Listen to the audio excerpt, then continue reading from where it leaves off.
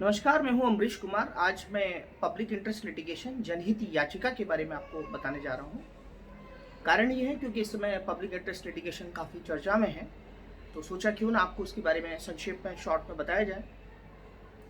Public interest litigation का जो concept है या जनहित याचिका का जो कॉन्सेप्ट है वो हमारे कॉन्स्टिट्यूशन में नहीं है।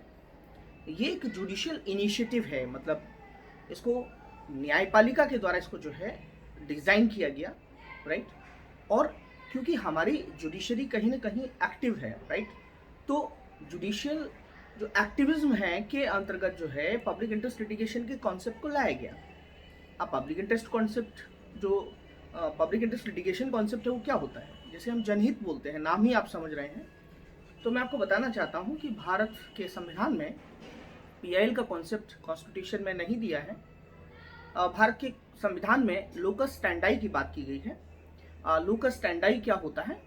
इसका मतलब होता है कि जिस व्यक्ति के कानून के अंतर्गत जिसको रेमेडी पाना है, न्यायपालिका के पास जाना है, केवल और केवल वही व्यक्ति जो है न्याय पा सकता है, उसके बिहाफ पे कोई दूसरा नहीं जा सकता है। ये है लोकस स्टैंडाई।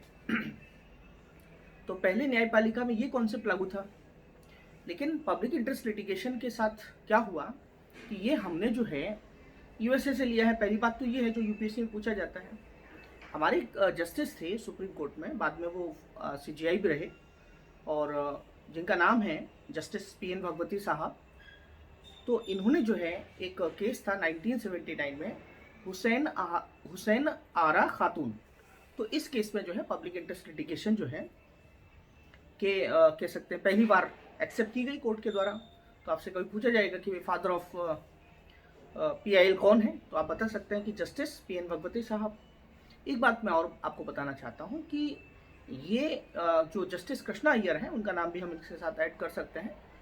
और ये जो पीआईएल दाखिल की गई थी, ये कह सकते हैं कि पुष्पा कपिला और हिंगू रानी के द्वारा जो है इसको दाखिल किया गया था। तो इसलिए जो है इनका जो कह सकते हैं, इनको क्या कह सकते हैं, मदर ऑफ पीआईएल कह सकते हैं। तो पीआईएल का कॉन्सेप्ट कहाँ से शुरू हुआ?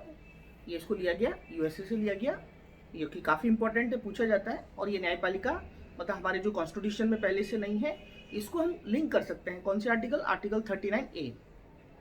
अब जो पीआईएल है, राइट, उसका क्या फ़ायदा है? देखिए, अब मैं आपको बताना चाहता हूँ कि जनहित में आप जा सकते हैं, कोई इंस्टीट्यूट जा सकता है, कोई ग्रुप जा सकता है, तो पब्लिक इंटरेस्ट में जा सकता है। तो मतलब कह सकते हैं कि जो न्यायपालिका का जो जुडिशियल एक्टिविज्म है, एक तो उसका स्कोप बड़ा है, और दूसरी इंपॉर्टेंट बात है कि जो जस्टिस जो डिलीवर होगा उसका स्कोप भी बड़ा है।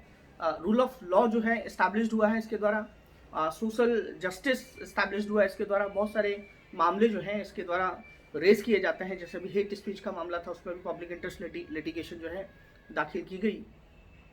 तो मैं आपको ये बताना चाहता हूँ कि जो क्वेश्चन आपसे पूछे जाएंगे वो क्वेश्चन ये पूछे जाएंगे। एक क्वेश्चन और पूछा जाता है कि जो पब्लिक इंटरेस्ट लिटिगेशन है उसका जुरिस्डिक्शन क्या है, क्योंकि सुप्रीम कोर्ट के जुरिस्डिक्शन होते हैं जिसको हम न्यायाधिकार क्षेत्र कहते हैं। तो अपीलेट जुरिस्डिक्शन में ये आता है। तो इस प्रकार के जो प्रीलिम्स में पूछे जाने वाले जो प्रश्न हैं वो मैंने आपको बता दिए हैं, और यही प्रश्न अक्सर पूछे जाते हैं। अब मैं आपको ये बताना चाहता हूँ कि जो पीआईएल है उसका कॉन्सेप्ट क्या है, पीआईएल के क्या बोलते हैं, पीआईएल और जुडिशियल एक्टिविज्म को आपको साथ में देखना पड़ेगा। पीआईएल के चैलेंजेस क्या हैं फ्यूचर में, वो जुडिशियल एक्टिविज्म को कैसे हेल्प कर रहा है। इस टाइप के प्रश्न जो है आपसे प्रीलिम्स में, मेंस में भी जो है पूछे जाएंगे, क्योंकि आजकल ट्रेंड चल पड़ा है, मेंस और प्रीलिम्स के क्वेश्चन जो है लगभग एक ही ट्रेंड पे आजकल आ रहे हैं। तो थैंक यू, धन्यवाद, जय हिंद।